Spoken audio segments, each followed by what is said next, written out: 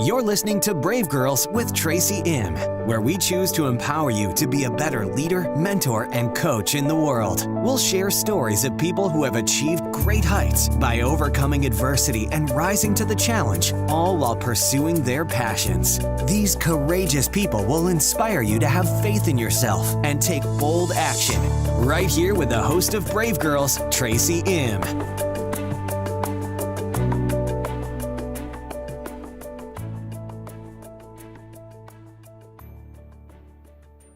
Episode 41, Choose Resilience with Barb Clapp.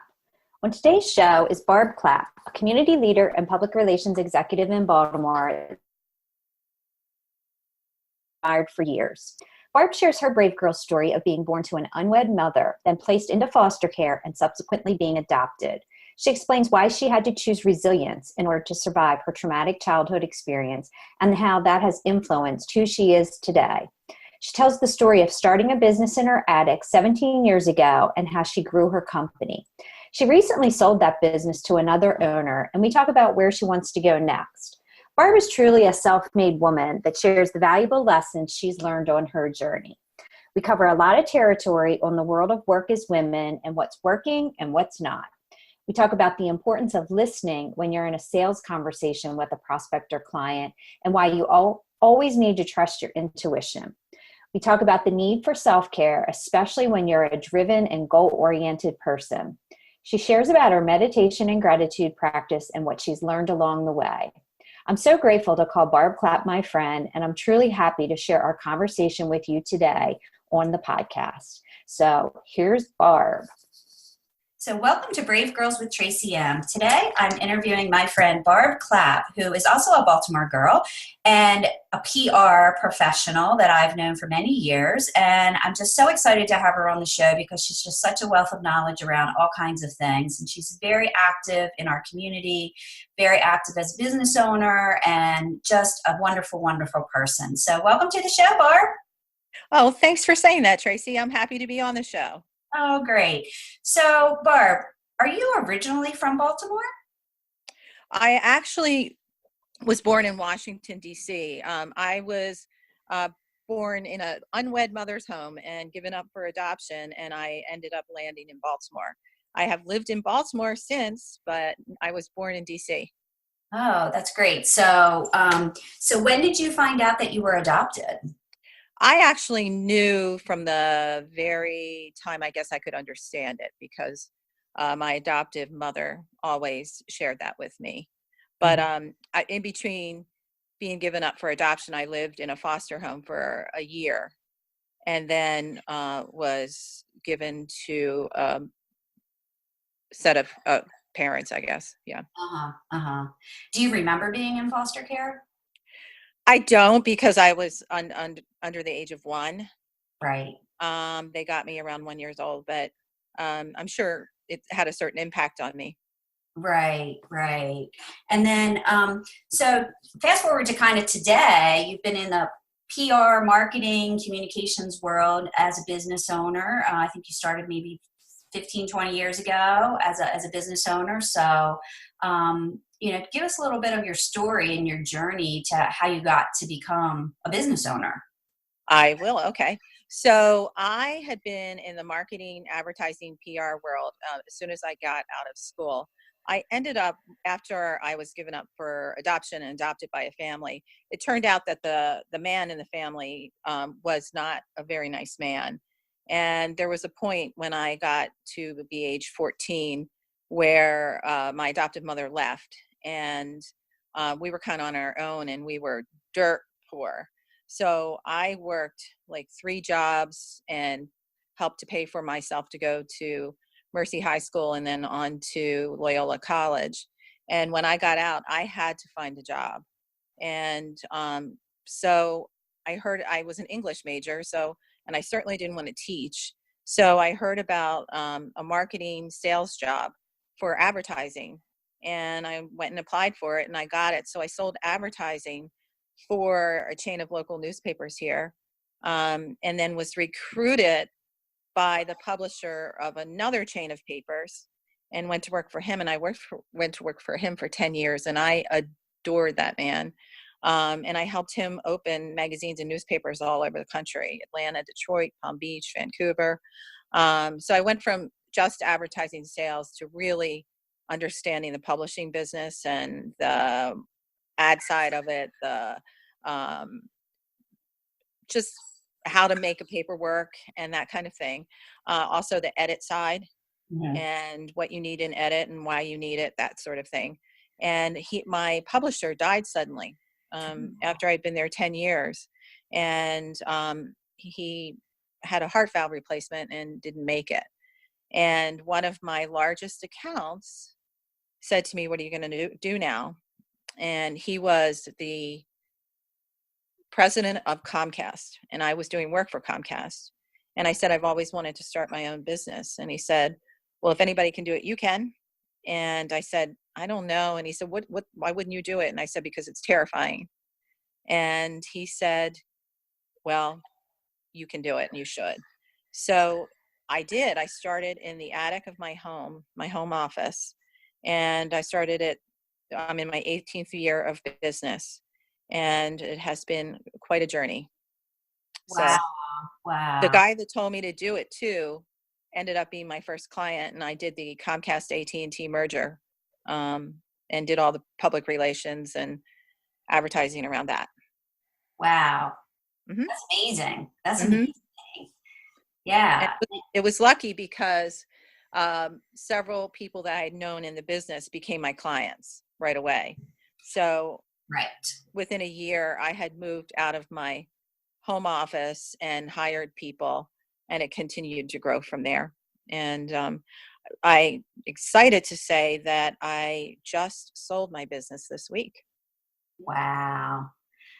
Wow. And then, so in terms of making that decision to just say, I've created it, I've built it, now I'm ready to walk away from it. How hard was that to make that decision? I mean, it's like your baby, you It know? is my baby. And since I've had it for 17 years old, I've been using the analogy that I'm sending my high school student off to college.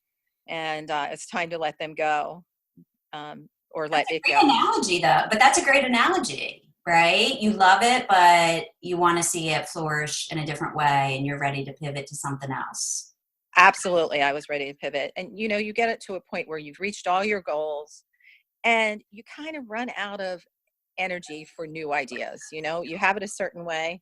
Hmm. And I felt like I'm sure somebody else could come in and make it rock as well. And it just worked out that way. And I'm very pleased and proud of what has occurred. That's phenomenal. That's phenomenal. So, kind of going back to your backstory, were there certain things that happened to you in your past that you always kind of leaned on as you were making decisions, either as a business owner or just as a woman in the work world? Yeah, there was a lot of things. And, living in a house with a very abusive man, and having lack of control really made me decide that um, I was going to be the person that controlled what happened to me and nobody else. When you're younger, you cannot do that. Um, somebody else is supposed to be taking care of you. And even at a very young age, I was taking care of myself and my brother and everybody else, Hmm. because of the way the situation was set up. And I figured if I could do it then I certainly can take control of my life and make it what it is. So, it made me really super driven. And, I didn't mind working 3 jobs and getting good grades in school, or working 4 jobs and getting good grades in school. And that just drove me to be like the number one salesperson when I sold advertising. And, Hmm. um, you know, what all those things that happened to me brought me to a place of strength. Hmm. Hmm. Yeah. Well, and did he suffer from mental illness and addiction, or was it just? Did That's interesting that you nailed that. He had been in World War II and the Korean War. And from my understanding, he was a very nice man at one time, but he came back. I'm sure back in the day, they didn't put a name to it, but I'm sure it was PTSD. And also, he was a severe acute alcoholic. And those are not a good combination. So yeah, that was his problem. And he just couldn't get better, and he got worse and worse and worse. Mhm. And I think that it's hard for women stuck in a situation like that, because I know that my mother did not want any of that to happen to any of us, but things happen, and people stay because maybe because they're Catholic and they're not supposed to get divorced, or you know they didn't have the money, or whatever it is. It's a tough situation. It's a very tough situation for people that hold the reins of what happens next. Yeah, I would agree. And I think that it happens more often than people would want to admit because there's shame around it, right? And so there's shame around what's really happening behind closed doors at your home. And good for you for having the drive and the courage to say, I'm gonna take charge of me, and I'm gonna be in control of me. Yeah, I do, and I agree with you on the shame part. Had I had lunch with the director of the House of Ruth, in Baltimore, which is it's a shelter for women who are abused. And she said, look around this restaurant, 1 in 6 women suffer some kind of abuse. And I couldn't believe that. And she said it might not be as drastic as what you went through, but it could be a boyfriend that pushes them, or you know a husband that verbally abuses, or whatever it is. And that's a big number, and that's a number that is overwhelming, and you don't believe that that could happen. And I do think people keep it, they're embarrassed by it, or they keep it behind closed doors. Mm-hmm. Mm-hmm. Yeah. So as you've created your business, I'm kind of pivoting here. Do you find that some of the success that you were able to have in like sales is because it's relationship driven? For sure. For sure. um, I definitely learned very quickly that I also learned how to sell. Like, I understood that you can't sell something if you don't understand a person's needs. You can't match something. And I think that's one of the things that people try to do, is they try to sell something, but they haven't established what the need is. And that translates actually to my marketing world. If you don't understand, what your product is, and who the target is, and what the message should be around it, you're not going to be successful. So when I started sales, I was like, yeah, I got to understand what their need is, and then I got to figure out a way to how to meet their need. And it just kind of kept translating in life. And that's what relationships are about, is meeting people's needs. And it's not always in the middle. Sometimes it's 80-20, sometimes it's 60-40, sometimes it's 50-50, sometimes it's 100-0. Yeah. And sometimes people don't even know what they need. You are so right about that. That is absolutely true.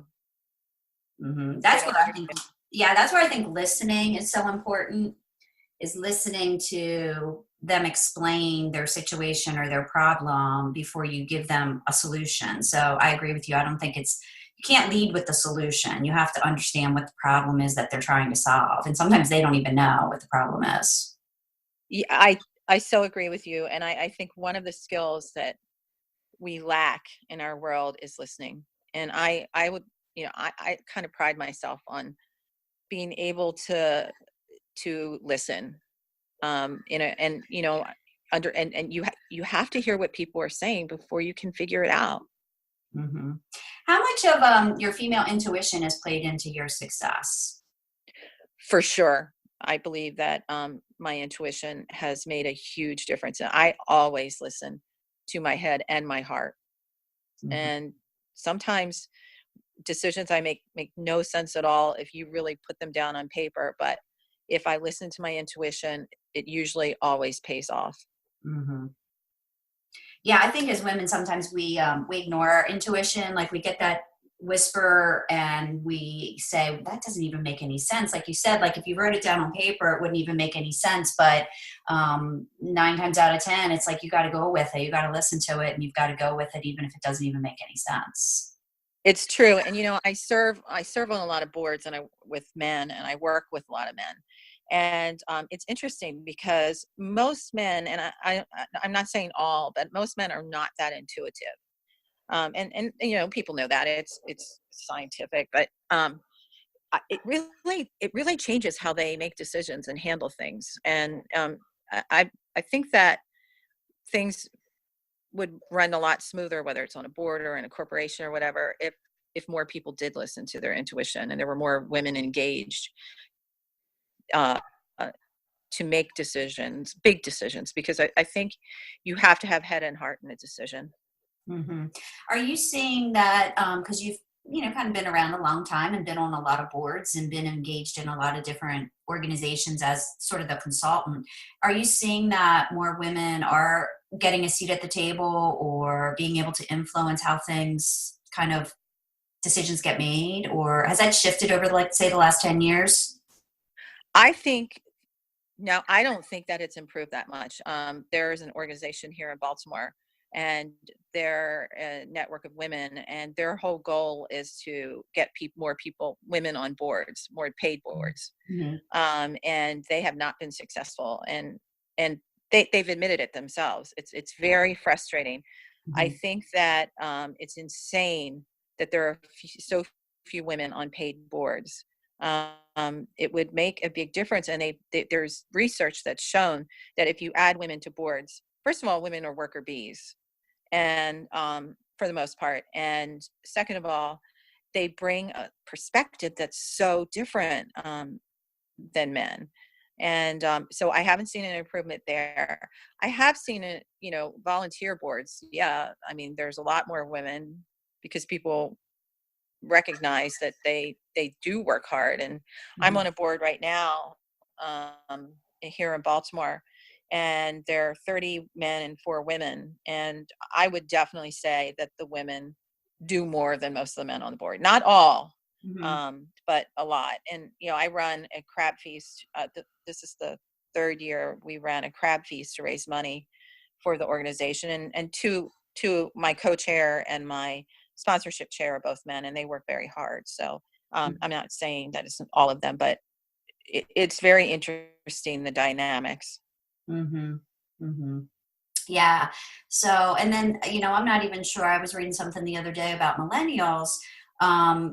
Their view of the world and the world of work is so different than Gen Xers and baby boomers, that they value freedom and balance more than climbing a corporate ladder. And so I think maybe they've seen things that have happened with their parents or their grandparents that lead them to not really want to really engage on things that maybe traditionally in the past would have been opportunities for young women. So, Agree.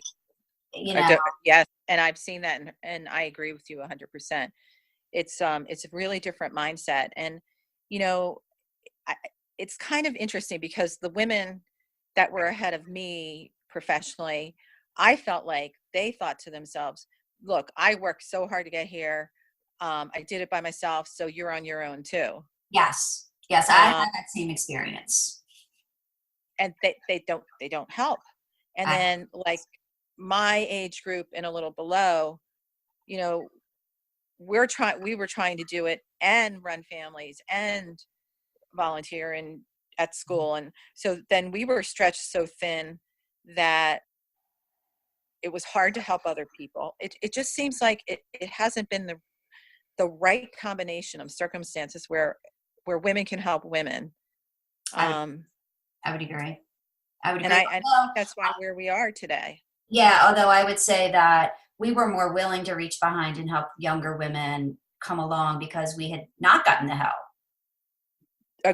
I agree. But again, I just think sometimes, in my case, trying to raise 2 kids and um, volunteer at their schools and volunteer on other things and run my company, Mm-hmm. it's really hard to try to reach back. Not that I didn't want to, and actually I've always had all women employees. I've had male interns, but all women employees. It just worked out that way.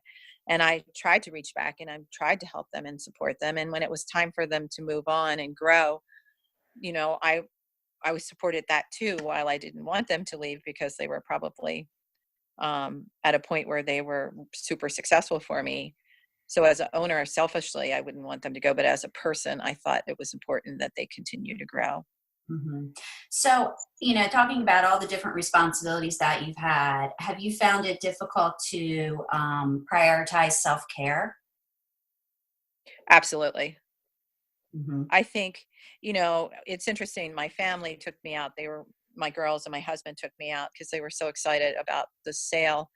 And, I'm really proud that I built this company over 17 years, and the people I've touched and the clients I've touched, and we've won innumerable awards for our work. And I've reached my goals and won, leadership awards in the city and stuff. And all those things I wanted to have happen. And my girls had a good role model. But looking back, I don't know if I would tell somebody else to do it, Mm-hmm. because I think I was the one that paid the price of trying to be all those things. Right. It's hard. Right. Well, and I think that, you weren't, well, not just you, but I think a lot of times we choose not to fill our cup. We're too busy pouring into everybody else's cup when, logically we know you have to nourish yourself. You have to take care of yourself. You have to eat the right things. You have to exercise and all of those things. And we push that to the side because we're so focused on everybody but ourselves. So I'm hoping that now that you've sold your business and you got a little bit of a breather, you can, fill your cup, and that your next step can be really what it is, the next chapter for you, right? Because you're kind of going into that last chapter of your work career. And so I really am praying that whatever comes forward now that you've created the space is really going to be, that sort of like thing that you really were put here to do. Not that the other stuff wasn't, but I think it's just wonderful that you had the courage really to say, I'm gonna do something else. Thank you. I appreciate that sentiment. Yeah, I mean, it's easy to stay where something's successful and it's working. But personally, I needed to pivot and be fulfilled and find that next chapter. And this next chapter for me is all about commitment to making my world different than it is. But in the meantime, I'm using the space in the transitional time. I have a whole list of all these things that I've been wanting to do. I always made exercise a priority and eating right during the crazy times. But there's so much I want to do, like take art classes and dance classes and all kinds of things that I wasn't able to do for myself until hopefully now. Mm-hmm. Mm-hmm. Yeah. So I think that your story is really, I didn't know your backstory about your adoption and your situation with your father and things like that. But, it seems like that is a story that could help other women kind of see the other side, that they can get through things. I I was reluctant for a long, long, long time to tell that story.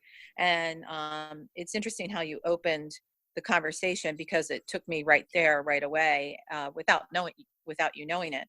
Mm-hmm. And I had a chance to speak to at-risk women at a graduation.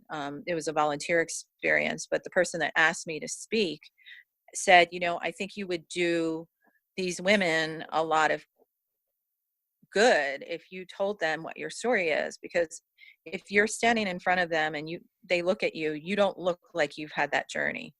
And in opening it up to them and telling them what it was and what they're all probably going through or have gone through will give them hope.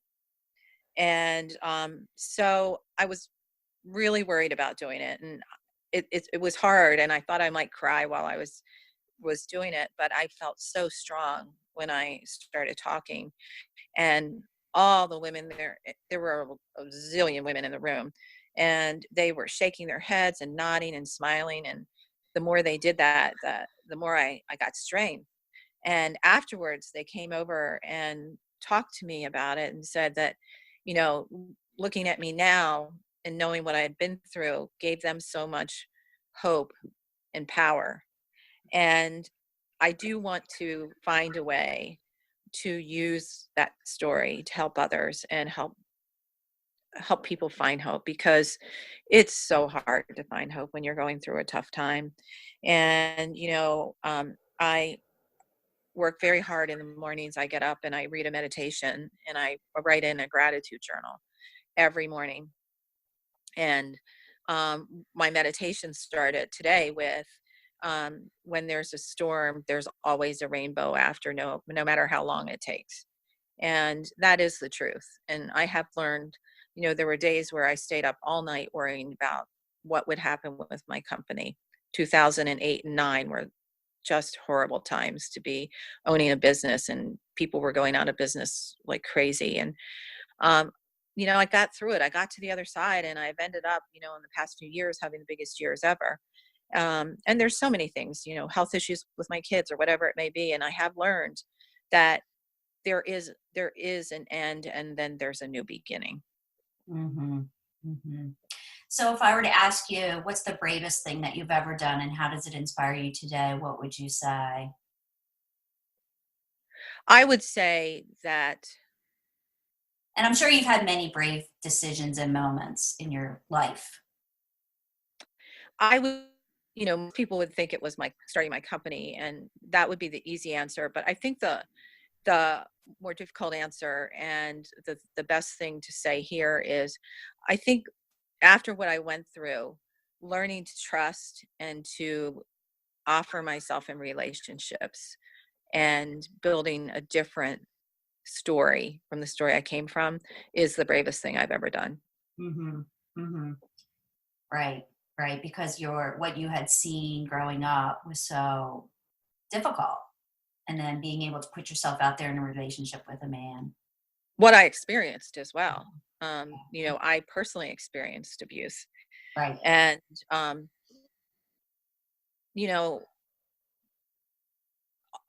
it was in every kind of abuse, but verbal abuse as well. And, deciding that who that person told me I wasn't that person, number one, is very brave. And number two, deciding that wasn't going to dictate the future. And really, I'm proud that I have a zillion close friends like for a long, long time. And I'm proud that I'm in a long-term marriage that it's been 33 years, and it's hard work. And I'm proud that I'm very close with my girls. And I could not have done that as damaged as I was if I hadn't made a conscious decision to change. And I think that's brave. Absolutely. Yes, because all the other messages coming at you were not that. So no, not at all. Right. And there's been a lot, a lot of studies about resilience, what makes resilience. And I know part of it's just how you're wired, but I think part of it is a decision. Yes. Yeah, you chose resilience. You chose that. Very much so. Yeah. Very much so. I think so. Yeah. Well, Barb, I just am so glad that you agreed to come on the podcast. I think back of going to those awards ceremonies in Baltimore, and it was like Clapp Communications. Like you literally swept every single year. I was like, who is Clapp Communications? They are winning every award. They must be amazing. So thank you.